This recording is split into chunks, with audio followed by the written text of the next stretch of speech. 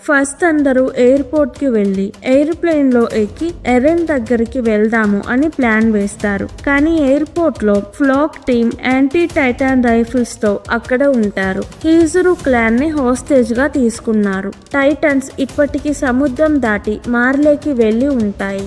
Air ship కి flax team కాపలాగా ఉంటారు. ఫస్ట్ ఎవరు చనిపోకుండా ఎయిర్ షిప్ ని తీసుకుందాము అని ప్లాన్ వేస్తారు. కానీ ప్లాన్ ఫెయిల్ అవుతుంది. వాళ్ళ ఫ్రెండ్స్ అయిన ఫ్లాక్ టీమ్ తో ఫైట్ చేస్తారు. ఫాల్కో కూడా టైటాన్ అయ్యి ఫైట్ చేస్తాడు. అప్పుడు హాన్జీకి ఎయిర్ షిప్ స్టార్ట్ అవ్వడానికి సగం రోజు పడుతుంది అని తెలుస్తుంది. ఇక్కడ సగం రోజు ఫ్లాక్ టీమ్ ని ఆపడం కష్టం. అక్కడ ఉన్న షిప్ లో ఎక్కి మార్లేలో ఉన్న మెయిన్ ఎయిర్పోర్ట్ కి వెళ్లి ఎయిర్ షిప్ ని స్టార్ట్ చేద్దాము. అప్పటికి టైటాన్స్ అక్కడి దాకా రావు. మనం ఎయిర్ షిప్ లో ఎరెన్ ని ఆపడానికి వెళ్ళొచ్చు అనుకుంటారు. ఫ్లాక్ షిప్ ని నాశనం చెయ్యాలి అని చూస్తాడు. ఫ్లాక్ ని షూట్ చేస్తారు. ఫ్లాక్ సముద్రంలో పడిపోతాడు.